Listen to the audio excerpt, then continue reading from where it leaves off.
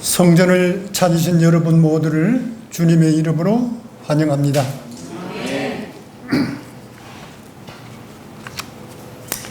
베드로전서 베드로후서입니다.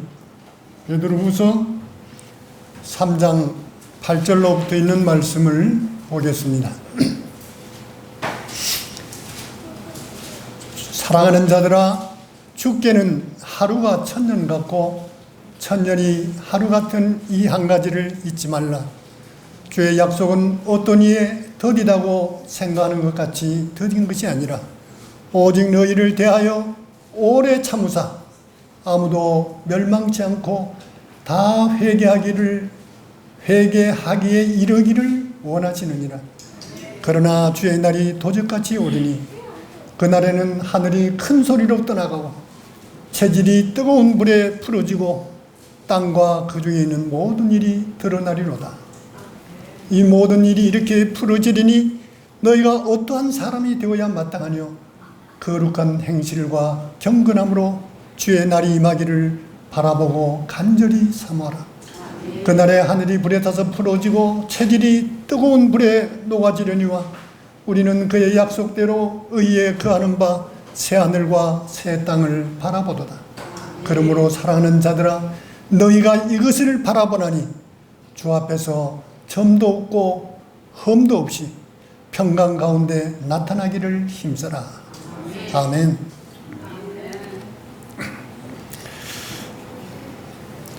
제가 제목을 사랑하는 주님을 기다리며 그렇게 정해 보았습니다.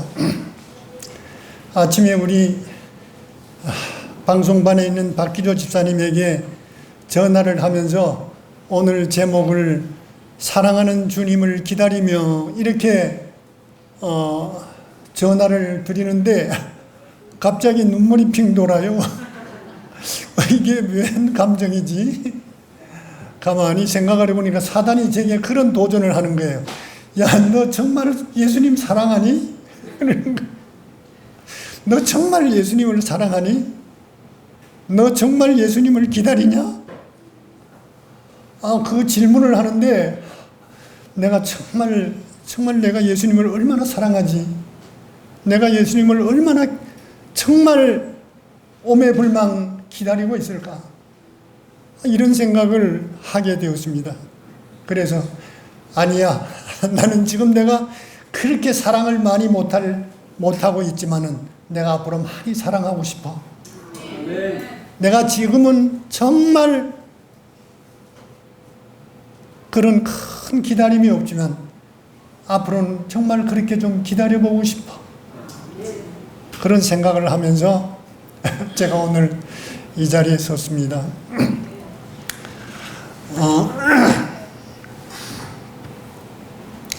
우리가 신랑 대신 예수님을 기다리는 우리 신부가 아닙니까? 신부가 우리 어떤 모습으로 신랑을 기다려야 될까요? 가장 신부는 신랑 앞에 아름다운 모습으로 나타나야 되는데 우리는 지금 어떤 모습으로 신랑을 기다리고 있습니까?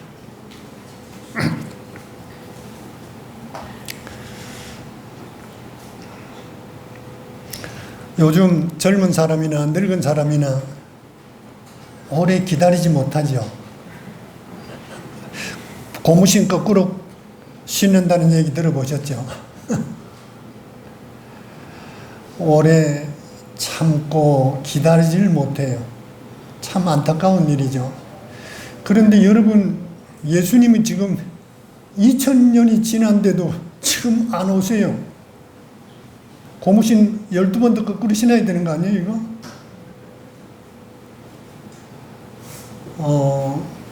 그런데 제가 시편 90편 4절을 보니까 주께는 천년이 지나간 어제 같으며 밤의 한 경점과 같으니이다. 이 말씀을 보니까 우리 시계하고 하나님의 시계가 전혀 다른 거 있죠. 그래서 우리는 2000년이 지나도 엄청 기다린 것처럼 생각이 되는데 주님의 시계는 하루가 천년 같다. 우리를 기다리고 계시는, 우리가 주님을 기다리는 게 아니라 주님께서 우리를 기다리고 계시는데 하루가 천년같이 아무도 모두가 다 회개하고 구원받기를 주님은 그렇게 기다리고 계세요. 그 기다리는 세월이 2000년이 지났는데 그것이 주님은 하루가 천년같이 그런 기다림으로 기다리신다고 생각하면 얼마나 주님은 우리를 오래 참고 기다리고 계세요.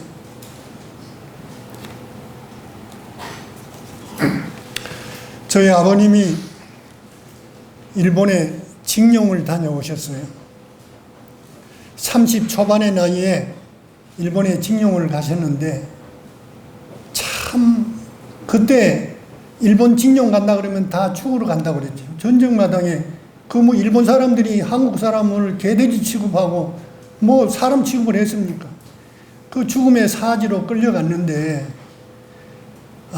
그때 그 집안 식구들의 그 아버님에 대한 온 가문의 장손인데 일본으로 죽음의 사지로 끌려간데 그 마음이 얼마나 힘들었겠어요. 그런데 하나님께서 저를 이 세상에 태어나게 해주시려고 전쟁을 끝내시고 일본이 항복하게 하시고 전쟁을 끝내셨어요. 그래서 저희 아버님이 구사일생으로 돌아오신 겁니다. 세상의 현해탄을 건너서 저 부산에 오셔가지고 그 부산에서 강원도 삼척까지 세상의 거리가 얼마나 멉니까? 그리고 그 멀고 먼 길을 밤낮 없이 걷고 팔이 부르트고 그 허기지고 줄인 배를 움켜잡고 참 눈물겨운 일이죠. 몇 날 며칠을 그 가족들이 보고 싶어서 그렇게 지나온 그 얘기를 이렇게 들으면 참 너무 가슴이 아파요. 그런데 그 기다림은 정말 확실하게 살아서 온다는 보장이 없지 않습니까? 그 가운데서 기다리는 그 기다림이 얼마나 애달픈 기다림이었어요. 예수님은 확실히 오시는, 초림하신 예수님이 재림을 왜 안 하시겠어요? 확실하게 오실 예수님이신데 그 다시 오실지도 모를 그 남편을 기다리는 그 기다림은 그리움이 얼마나 사모치겠어요. 정말 우리가 진정 예수님을 기다리고 계십니까? 여러분 예수님 기다리시죠? 얼마나 애타게 기다리세요. 우리 은명자 집사님 지난번에 아이고 나는 요새 사는 게 아주 그냥 지옥이라고 속상한 얘기를 하셨는데 정말 우리가 예수님을 오매불망 그런 그리움으로 기다려야 되지 않겠습니까? 그렇게 기다려야 뭔가 달라지지 않겠습니까? 우리의 마음이, 사랑하는 마음도, 예수님에 대한 그리움도, 사람을 대하는 그 모든 것도 다 우리가 일상생활이 달라질 것 같아요. 세상에 빠져서 예수님이 오시는지 가시는지 그런 반성을 해보게 됐다. 요즘 사람들이 길을 가면서도 차가 오는데도 스마트폰 들여다보는데 스마트폰에 빠져가지고 온통 삶이 스마트폰이 우리가 다시 오실 그 예수님에 대해서 여기 보니까 우리가 그의 약속대로 의에 거하는 바 새하늘과 새 땅을 바라보도다. 하나님의 날이 임하기를 바라보고 간절히 사모하라고 그렇게 말씀하셨는데 간절히 사모하는 마음, 그 마음이 예수님을 그렇도록 간절히 사모하는 마음, 그런 마음이 또 그렇게 하늘을 사모하는 마음이 되어야 할 줄로 압니다. 사도 요한이 밤모섬에서 요한계시록 계시를 보면서 내가 또 새 하늘과 새 땅을 보니 처음 하늘과 처음 땅이 없었고 바다도 다시 있지 않더라. 또 내가 보면 거룩한 성 새 예루살렘이 하나님께로부터 하늘에서 내려오니 그 예비한 것이 신부가 남편을 위하여 탄장한 것 같더라. 내가 들으니 보좌에서 큰 음성이 나서 가로되 보라 하나님의 장막이 사람들과 함께 있음에 하나님이 저희와 함께 거하리니 저희는 하나님의 백성이 되고 하나님은 친히 저희와 함께 계셔서 모든 눈물을 그 눈에서 씻기심에 다시 사망이 없고 애통하는 것이나 곡하는 것이나 아픈 것이 다시 있지 아니하리니 처음 것들이 다 지나갔음이라. 요한은 눈만 뜨면 바라보던 그 바다를 얼마나 지겨웠겠어요. 하늘의 계시를, 새하늘과 새 땅의 계시를 보니까 바다가 없더래. 바다도 다시 있지 않더라. 22장에는 또 제가 수정같이 맑은 생명수의 강을 내게 보이니 하나님과 어린 양의 보좌로부터 그 가운데서 흘러나더라. 생명 강가에 생명수가 나란히 서 있고 12가지 실과를 맺히되 달마다 그 실과를 맺히고 그 나무 잎사귀들은 만국을 소성하게 되어 있더라. 이 생명과가 있는 하늘나라, 다시는 눈물과 아픔과 고통과 사망이 없는 그 하늘나라, 주님께서 우리를 사랑하신 주님께서 우리와 친히 같이 계시었다고 하시는 그 하늘나라를 우리가 시시때때로 생각하며 그리워해야 되지 않겠습니까? 그리움이 없는 하늘나라가 우리에게 무슨 의미가 있겠습니까? 주님이 우리를 고린전서 2장 9절에 보면 하나님이 자기를 사랑하는 자들을 위하여 예비하신 모든 것은 눈으로 보지 못하고 귀로도 듣지 못하고 마음으로도 생각지 못하였다 함과 같으니라, 그렇게 말씀하셨는데, 상상을 초월한 인간의 언어로는 하늘에 그 아름다운 세계를 다 표현할 언어가 없다는 거죠. 선지자가 보니까 세상이 너무 어둡고 하늘나라를 보고 이 땅을 보니 너무 어두워서 내가 저 땅으로 다시 내려가지 않고 하늘에 이대로 살면 안 되겠습니까? 얼마나 하늘이 그리웠겠어요. 향수병이요. 선지자는 향수병에 걸렸다. 하늘을 보고 말이죠.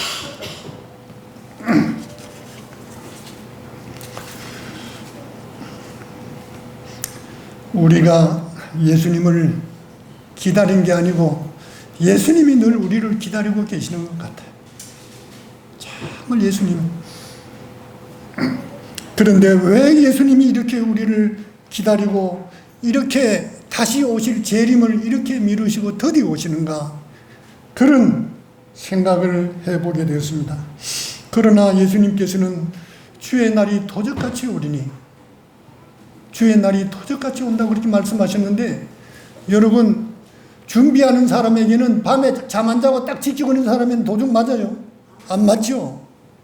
그런데 졸고 자는 사람은 도둑 맞아요. 우리가 정말 그리움과 사무치는 마음으로 주님을 기다리는 사람은 그날이 도적같이 올 것이 아닙니다. 우리가 졸고 자고면서 기다리지 않을 때 그날은 도적같이 임할 것입니다.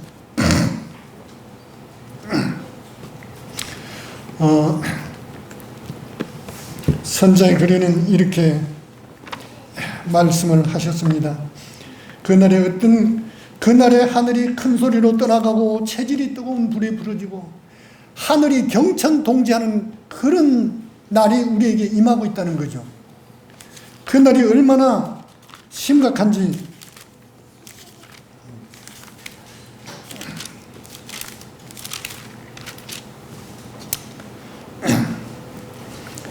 하나님은 오래 참으시고 아무도 멸망치 않기를 바라신다. 그러나 그분의 인내에는 한계가 있다.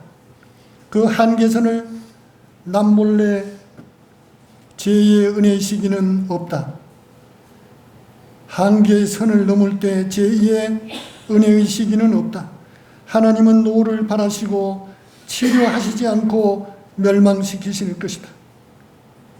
사람들이 그들의 조물주를 신뢰하지 않고 지상의 권세를 믿을 때, 그들이 또 교만과 자만심으로 수조를 높일 때, 하나님의 때가 이르면 그들이 멸시를 당하게 하신다. 인자가 구름 가운데서 나타나기 전에 천연계의 모든 사물이 진동할 것이다. 하늘의 번개불이 땅과 불과 연합하면서 산들을 용광로 같이 불타게 할 것이다. 용암의 홍수가 도시들과 촌락들을 덮칠 것이다.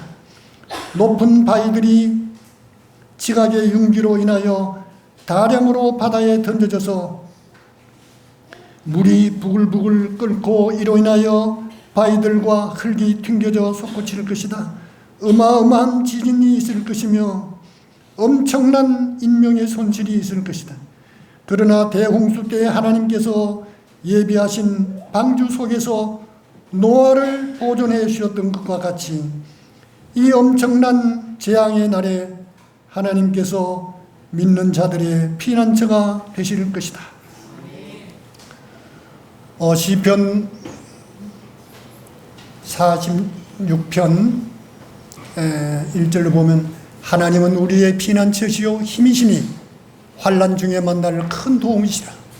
그러므로 땅이 변하든지 산이 흔들려 바다 가운데 빠지든지 바닷물이 뛰놀고 흔들리든지 그 가운데서 이렇게 요동치는 그 가운데서 하나님의 백성들을 하나님께서 구원할 것이라고 말씀해 주십니다. 하나님께서 보호하실 것이라고. 세상에 여러분 생각해 보세요. 하늘에서 불이 내려오고 노아의 홍수 때 하늘에서 물이 내려오고 지하의 섬들이 지하에서 터지면서 그 물이 온 세상을 다 덮음같이 말이죠. 하늘에서 불이 내려오고 이 땅에 지하에서 끓는 용암이 말이죠. 끓는 지금 화산 여러분들 보셨지 않습니까? 여러분들 bombay의 최후를 아시지 않습니까? 그 엄청난 불덩이가 같이 솟구쳐서 합쳐지고 여러분 이 세상에 사람들이 만들어 놓은 핵무기가 얼마나 많이 있습니까? 이게 하늘에서 불이 내려올 때 이 핵무기가 다 어떻게 되겠습니까? 하늘 지구를 몇 번이나 사르고도 남을 것입니다. 이 세상에 살아남을 자가 누구겠습니까? 이 엄청난 일이 이제 주님 오시기 전에 바로 이 땅에 일어날 텐데 그때 주님께서 천천만만의 천사를 거느리고 이 땅에 재림하시지 않겠습니까? 데살로니가전서 4장 16절로부터 보면 주께서 호령과 천사장의 소리와 하나님의 나팔로 치니 하늘로 쫓아 강림하시리니 그리스도 안에서 죽은 자들이 먼저 일어나고 그 후에 우리 살아남은 자고도 구름 속으로 끌어올려 공중에서 주를 영접하게 하시리니 그리하여 우리가 항상 주와 함께 있으리라. 그러므로 이 여러 말로 서로 위로하라. 그렇게 말씀해 주셨습니다. 주께서 호령과 천상의 소리와 하나님의 나팔로 친히 하늘로 쫓아 강림하실 때 무덤에서 잠자는 성도들이 다 일어난다는 그 얘기입니다. 그런데 오늘날에도 똑같은 성경을 보면서 사람이 죽으면 바로 저 천당 간다고 이러고 외치는 사람들이 있습니다. 여기 분명히 잠자는 성도들을 말씀하고 계시지 않습니까? 예수님께서 죽은 자를 말씀하실 때 나사로가 잠들었도다 그렇게 말씀하셨습니다. 죽은 지 사흘이나 되는 나사로에게 나사로가 잠들었도다 내가 깨우러 가노라. 죽은 자를 우리 저 역대 이스라엘 왕조들을 한번 성경을 쭉 읽어보세요. 다 뭐라고 마지막에 가서는 죽을 때 잠들었도다. 열조 조상들 곁에 가서 잠들었도다. 이렇게 말씀을 하셨어요. 그래서 주께서 이렇게 재림하실 때 무덤이 열리고 부활의 역사가 일어난다고 하는 사실입니다. 우리 살아남은 성도도 죽은 자보다 먼저 하늘에 못 간다고 해요. 죽은 자들이 먼저 일어나고 그 후에 우리 살아남은 자도 같이 구름 속으로 끌어올려 공중에서 주를 영접하겠다고 이렇게 말씀하셨습니다.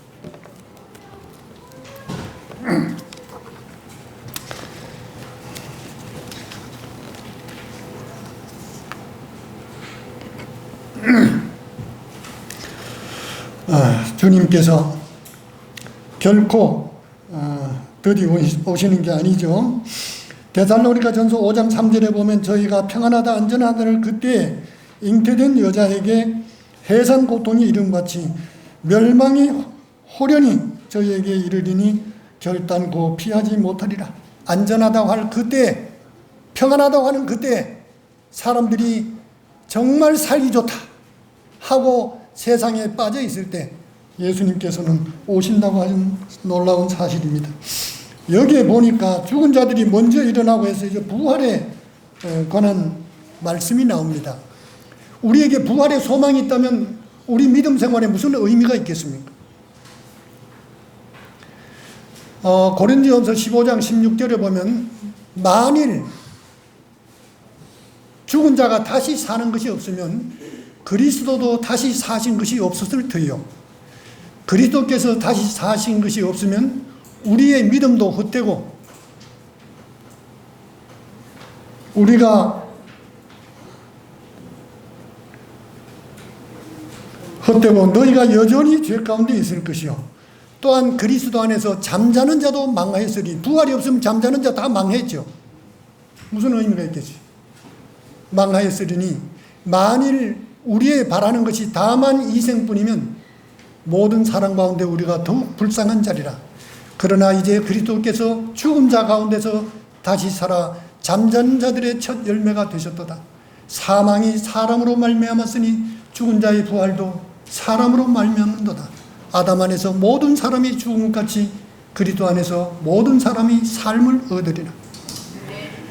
15장 51절에 보면 보라 내가 너에게 비밀을 말하노니 우리가 다 잠잘 것이 아니요 마지막 나팔에 순식간에 호련히 다 변화하리니 죽은 자들이 썩지 아니할 나팔 소리가 나매 죽은 자들이 썩지 아니할 것으로 다시 살고 우리도 변화하리라. 얼마나 확실한 부활의 소망의 말씀입니까? 우리 이 말씀을 굳게 의지하십시다.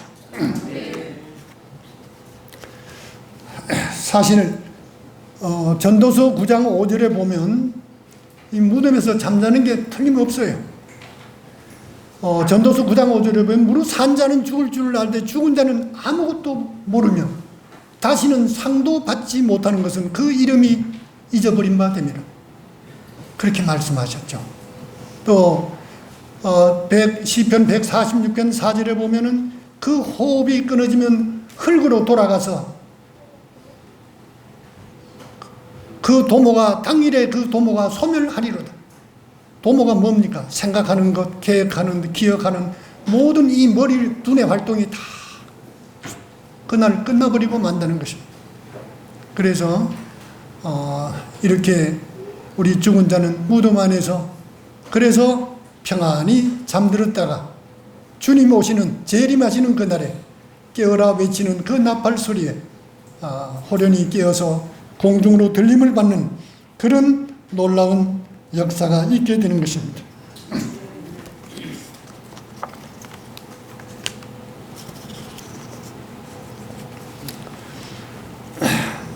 우리가 이렇게 주님의 다시 오심을 기다리면서 우리 이제 막연하게 손 놓고 오실 날만 기다리면 되겠습니까? 우리가 어떻게 살아야 되겠는가? 그리고 주님은 분명히 다시 오실 텐데 오실 때 우리가 주님을 만나는 게 의미가 있는지 만나지 못한다면 우리에게 무슨 의미가 있겠습니까? 만나기 위해서 우리는 어떻게 살아야 될까 하는 것을 말씀드리고 싶습니다.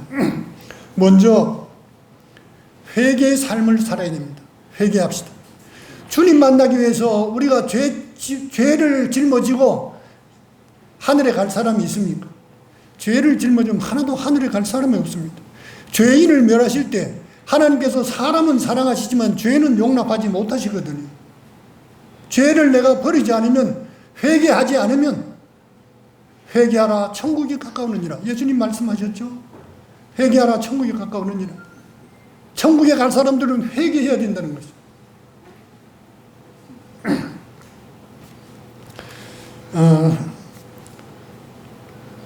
주의 약속은 어떤 이에 더디다고 생각하는 것이 더딘 것이 아니라 너희를 대하여 오래 참으사 아무도 멸망치 않고 다 회개하기에 이르기를 원하십니다. 주님 모두가 다 회개하기에 이르기를 원하십니다. 다 하늘이 이게 사랑의 음성이죠. 너 죽지 말아라. 다 다 살라고 하는 사랑의 음성인 것입니다. 죽지 말고. 로마서 8장 33절에 보면 누가 능히 하나님의 택하신 자들을 송사하리요 의롭다 하신 이는 하나님이시니 누가 정죄하리요 죽으실 뿐 아니라 다시 살리신 이는 그리스도 예수시니 그는 하나님 우편에 계신 자요 우리를 위하여 간구하시는 자시며 예수님께서 하나님 우편에서 뭘 하고 계세요? 지성소에서 우리를 위해서 중보하고 계세요. 우리의 죄를 지금 처리하고 계세요. 자, 지금은 은혜의 시간입니까? 지금은 분명 은혜의 시간입니다. 우리의 죄를 처리하기 위해서 지성소에서 우리를 위해 중보하시는 변호사 예수님이 계시는 지금은 분명 은혜의 시간입니다. 그러나 예수님께서 지성소에서 나오실 때는 변호사가 없어요. 변호해 줄 분이 아무도 없어요. 예수님께서 나의 피를 아버지 앞에 내 손바닥의 못자국을 보시며 저들의 죄를 용서해달라고 간구하시는 그 간구의 소리가 끊어지면 그 다음에는 아무리 우리가 회개하고 간구한다 할지라도 그걸 아버지께 알아줄 중보자가 없어요. 보라 지금은 은혜 받을 만한 때요 보라 지금은 구원의 날이로다. 고린도서 6장 2절에 말씀하셨죠. 지금은 분명 은혜의 시간입니다. 우리에게 남은 생명이 얼마나 오래 갈지 누가 압니까? 우리에게 남겨진 시간이 얼마나 될지 우리는 아무도 모릅니다. 지금은 바로 우리에게는 은혜의 시간들입니다. 또 하나님의 집 다스리는 제사장에 계시며 우리가 마음의 부림을 받아 양심의 악을 깨닫고 몸을 맑은 물로 씻었으니 참마음과 온전한 믿음으로 하나님께 나아가자. 양심의 악을 깨닫게 해주실 때 그 죄를 뭐 해야 되겠죠? 회개해야 되겠죠. 하나님 앞에 담대히 나아가라고 이렇게 말씀하십니다. 히브리서 4장 16절에는 그러므로 우리가 긍휼하심을 받고 때를 따라 돕는 은혜를 얻기 위하여 은혜의 보좌 앞에 담대히 나아갈지니라 그렇게 말씀했습니다. 주저하지 말고 담대히 나가라. 회개하는 것도 용기가 필요합니다. 그래서 우리는 성령님께 기도해야 됩니다. 내가 회개할 수 있는 은혜를 달라고 말이죠.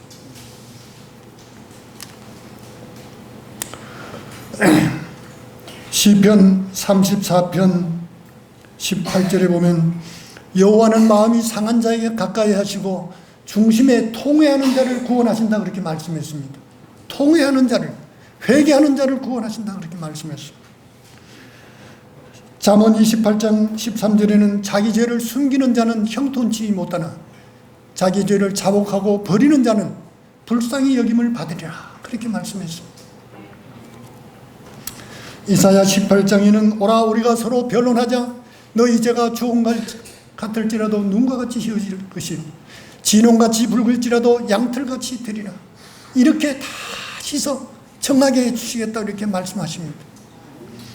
또 요한일서 1장 9절에는 만일 우리가 우리 죄를 자백하면 저는 미쁘시고 의로우사 우리 죄를 사시며 모든 불의에서 우리를 깨끗게 하실 것이요 이렇게 말씀하셨습니다.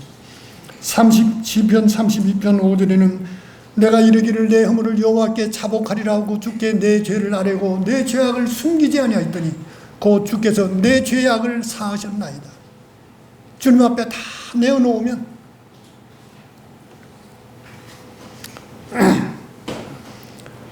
이사야 44장 20절은 내가 내 허물을 빽빽하는 구름에 사라짐같이 내 죄를 안개에 사라짐같이 도말하였으니 너는 내게로 돌아오라. 내가 너를 구속하였습니다. 돌아오라고 말씀하시는 호소의 말씀입니다. 시편 103편 10절에는 우리의 죄를 따라 처치하지 아니하시며 우리의 죄악을 따라 갚지 아니하셨으니 이는 하늘이 땅에서 높음같이 그를 경외하는 자에게 그 인자심이 크심이로다. 동이 서에서 먼 것 같이 우리의 죄를 우리에게서 멀리 옮기셨으며 동이 서에서 먼 것 같이 우리 죄를 이렇게 주님께서 분리시켜 주겠다. 우리에게서 그렇게 말씀하십니다. 아비가 자식을 불쌍히 여김같이 여호와께서 자기를 경외하는 자를 불쌍히 여기시나니 이는 저가 우리의 체질을 아시며 우리가 진토임을 기억하심이로다. 인생은 그날이 풀과 같으며 그 영화가 들의 꽃과 같도다. 이렇게 말씀했습니다. 우리 인간이 얼마나 연약한 존재인지 우리의 사실 이 호흡 끊어지면 어디로 갑니까? 우리가 대단한 존재입니까? 정말 불쌍한 존재 아닙니까? 죽으면 사흘이 멀다고 어떻게 땅속에 집어넣기 바쁩니다. 불 속에 집어넣기 바빠요. 그게 우리 인생입니다. 하나님의 구원의 역사가 없으면 우리는 세상에서 가장 불쌍한 사람들입니다. 얼마나 큰 구원의 은혜입니까?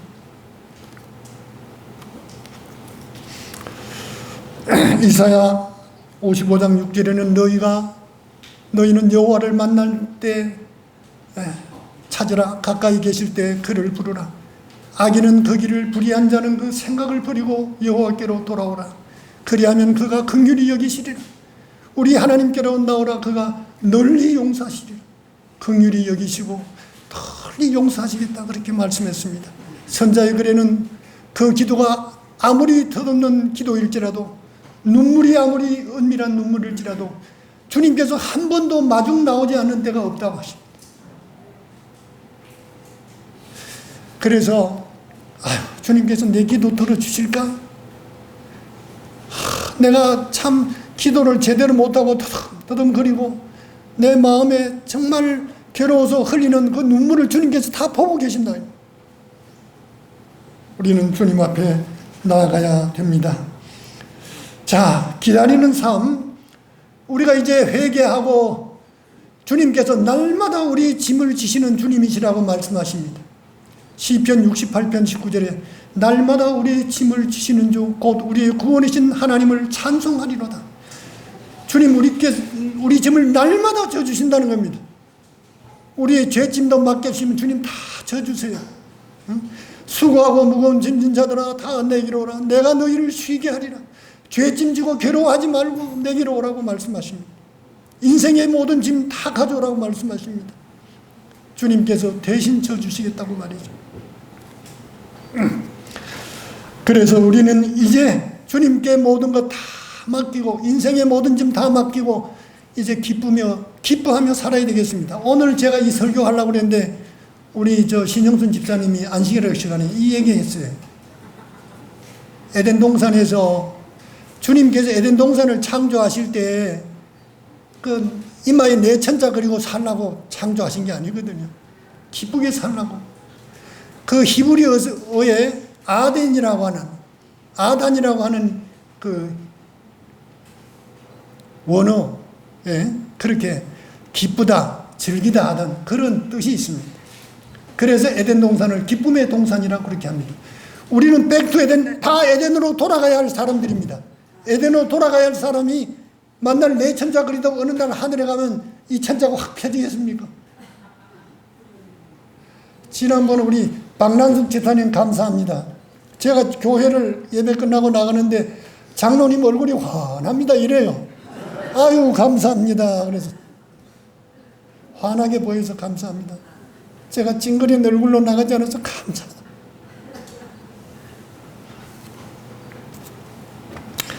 기쁘게 사는 것은 하나님의 뜻입니다. 항상 기뻐하라. 쉬지 말고 기도하라. 범사에 감사하라. 이는 그리스도 예수 안에서 너희를 향하신 하나님의 무엇입니까? 뜻이니라. 이제 우리는 하나님의 뜻을 따라 살아야 됩니다. 기쁘게 살아야 됩니다.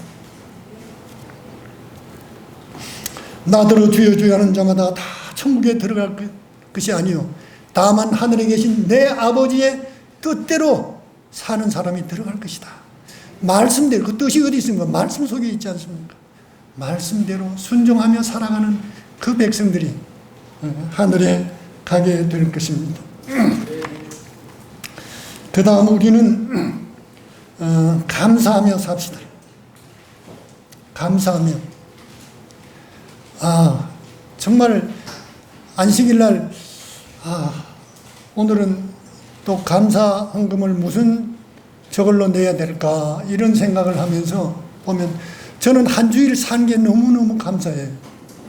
며칠 전에 제가 또 운전을 하다가 졸았어요. 공장에 이제 볼일 보고 들어가는데 공장에 이제 다 한 200m 한 전방에서 이제 멀지 않았으니까 좀 참고 가야지 이러고는 쿡쿡 참고 갔습니다. 가는데 외딴 길에 집에 우측에 한 채가 딱 있는데 그 집이 펜스 울타리를 쳐놨어요. 그런데 그 울타리로 차가 들어가는 겁니다. 그런데 참 놀랍죠. 지금 제가 졸면 정신이 있습니까? 없습니까? 몽롱한 정신이 없습니다. 정신이 나갔어요. 제 의지와는 상관없이 저는 지금 잠에 빠졌어요. 그런데 차는 지금 제멋대로 남의 울타리로 이제 들어가는 겁니다. 그런데 일보 직전에 눈이 딱 떨어진 거예요. 천사가 말이죠. 밤의 천사와 낮의 천사가 우리를 동행을 한다는 거예요. 지켜주신다는 거예요. 저는 그런 경험을 수도 없이 정말 주님께서 늘 제 곁에 계시고 내가 산을 향하여 눈을 들이라 나의 도움이 어디서 올고 나의 도움이 천지를 지으신 여호와에게서로다. 여호와께서 너로 실족케 않게 하시며 너를 지키시는 자가 졸지 아니하시리로다. 이스라엘을 지키시는 자는 졸지도 아니하시고 주무시지도 아니하시리로다. 이러는 하나님이 제 곁에 계셔서 늘 지켜주세요.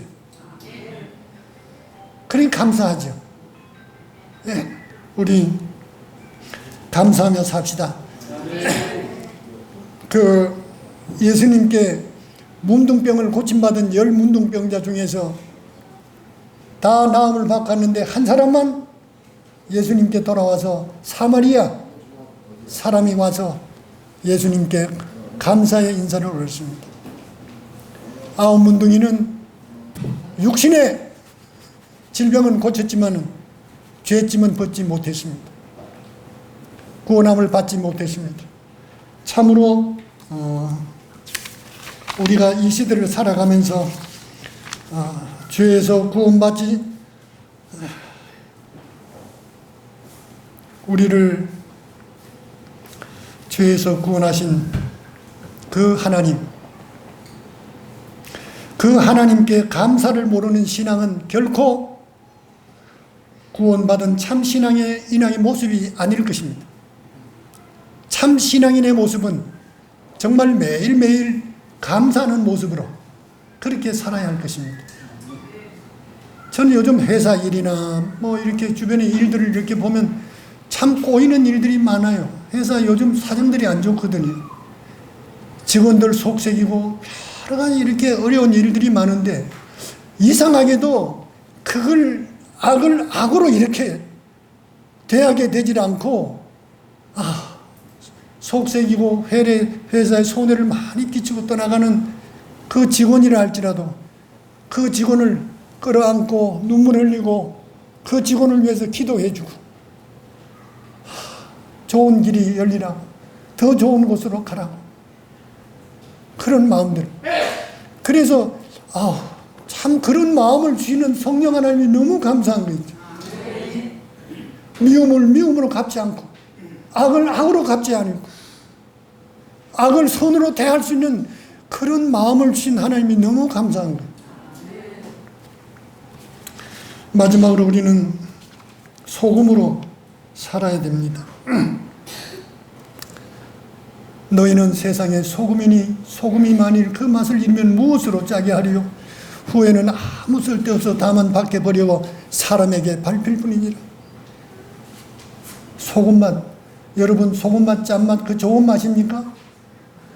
여러분 소금이 없으면 반찬은 어떻게 합니까? 그런데 이 소금이 그냥 있으면 뭐가 되는 거예요? 소금 덩어리예요. 그렇죠? 소금 덩어리가 맛을 낼 수 있나요? 소금 덩어리 그 자체는 아무 의미가 없습니다. 버려질 수밖에 없는 거예요. 소금이 어떻게 될 때? 녹아질 때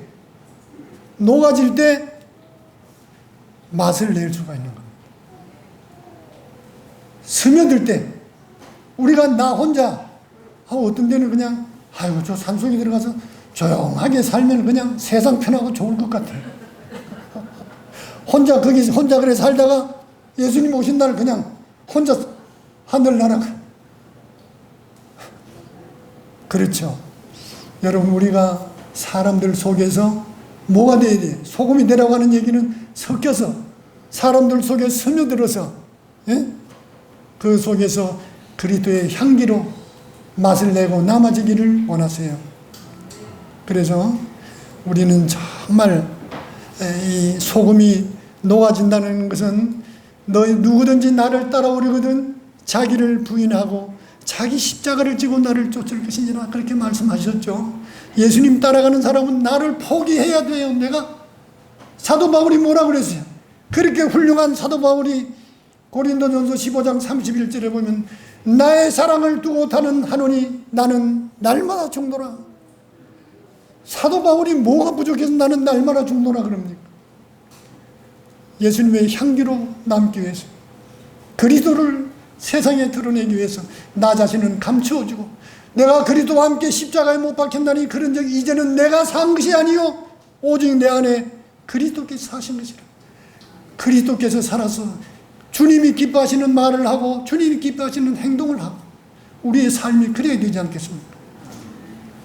그래서 우리는 날마다 이런 죽는 경험을 통해서 내 자신은 예수님 뒤에 가리워지고 내 앞에는 항상 누가 나타나야 될 것 같아요. 주님께서 내가 말하는 것을 보고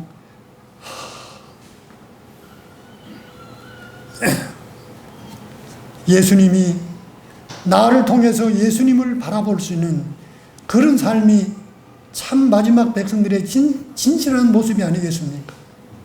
그래서 우리 모두가 오늘 이 말씀을 보면서 우리 앞에 도래할 엄청난 일들을 생각하며 주님께서 정말 우리 모두가 구원받고 그 엄청난 재난을 맞지 않고 다 구원받고 정말 하늘 저 유리바닷가에서 우리 모두가 행복하게 살기를 바라시는 그 마음을 우리 모두가 이 시간 다 담아서 돌아가시게 되기를 바랍니다. 그리고 여러분의 한 주간의 삶이 행복하시기를 소망합니다. 감사합니다.